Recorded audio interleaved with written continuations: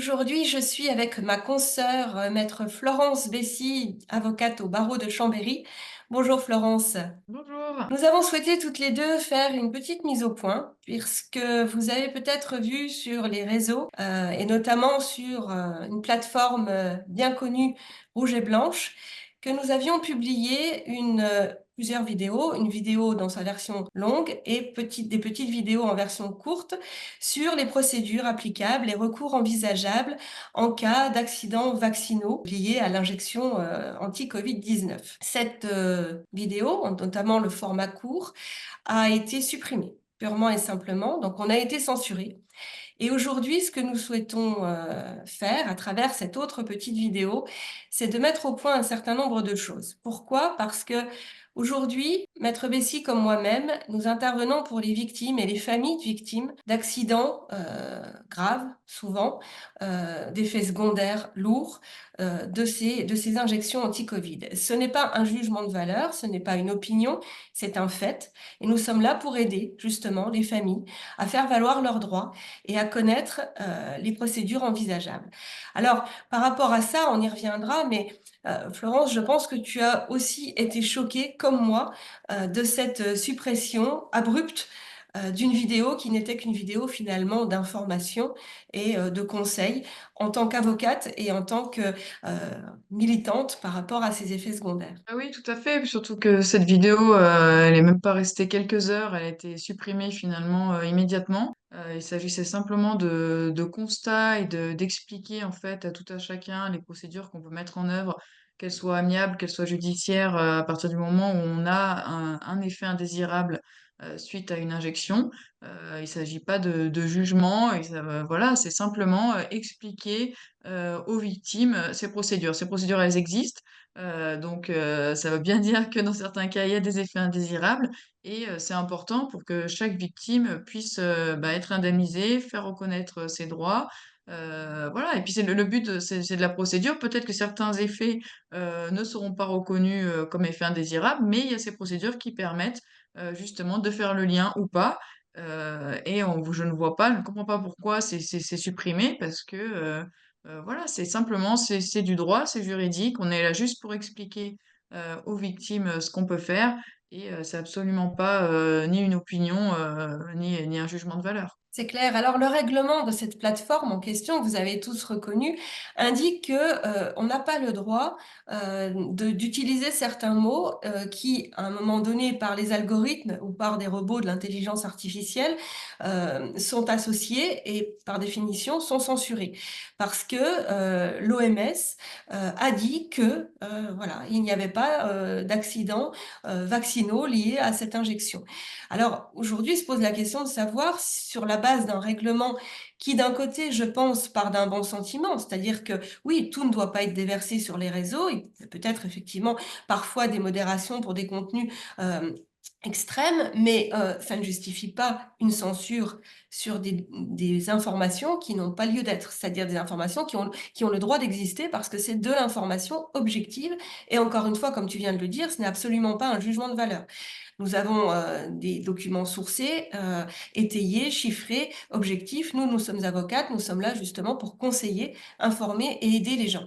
Donc, ce règlement qui est, véritablement, je dirais le référentiel qu'on nous envoie en disant: «Bah, voyez, vous n'avez pas répondu, au référentiel qui, est certainement pas du tout adapté à notre propos, et bien voilà, vous êtes supprimés, vous êtes censurés, votre contenu est supprimé». Donc ça, c'est inadmissible parce que, on s'aperçoit que qui aujourd'hui va pouvoir dire ce qui est autorisé et ce qui est interdit? Est-ce qu'aujourd'hui, on va avoir une liberté d'expression avec des nuances, avec du dialogue, avec, des débats? Ou est-ce que finalement, ben, la liberté d'expression aujourd'hui, que ce soit sur les réseaux ou dans le réel, eh bien, elle est cadenassée, elle est orientée et elle est véritablement on est bâillonné, on se sent bâillonné, on se sent véritablement censuré. Alors, nous, en tant qu'avocates et je pense que, bah, je vais te redonner la parole Florence, c'est vrai qu'en tant qu'avocate, ça nous choque d'autant plus parce que la liberté d'expression, le débat, la confrontation, des opinions peut-être, mais simplement, l'exposé, de ce qu'on peut faire à travers les procédures qu'on a évoquées, hein, qui sont des procédures qui existent d'ailleurs dans d'autres domaines, c'est-à-dire que ce n'est pas lié à ces accidents vaccinaux qui seraient générés par l'injection anti-Covid. Ce sont aussi des procédures qui existent par rapport à la vaccination de façon générale ou par rapport à des effets indésirables de médicaments.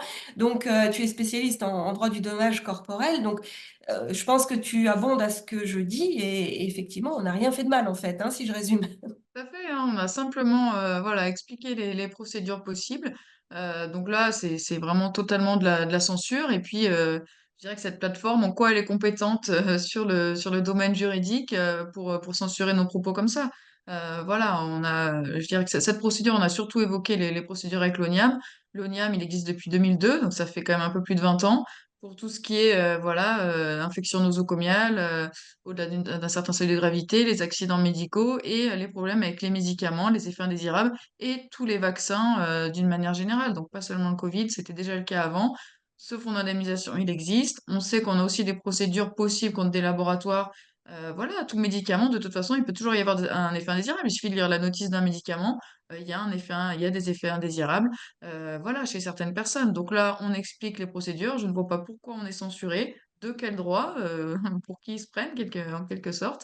C'est Et clair. voilà, on est simplement là pour informer les gens et c'est vrai qu'on est un Donc, peu en colère de cette on est censure. en colère, oui. Donc, en résumé, continuez à diffuser les vidéos, faites-les tourner sur tous les supports que l'on peut faire tourner, parce que au-delà de nos propos, je crois que c'est un problème et un combat beaucoup plus général de liberté d'expression. Et malheureusement, ces comportements-là génèrent aussi de notre part des réactions de suspicion, en se disant, mais finalement, est-ce que la liberté d'expression aujourd'hui est véritablement garantie? Est-ce que les garde-fous fonctionnent? Ou est-ce que sur certains sujets, eh bien, voilà, la liberté d'expression est à géométrie variable? Et en tout cas, c'est pas très bien joué parce que pour des avocates, plus on nous dit de nous taire, plus on parlera. Donc c'est aussi l'origine de cette vidéo, sans faire de polémique, sans attiser quoi que ce soit.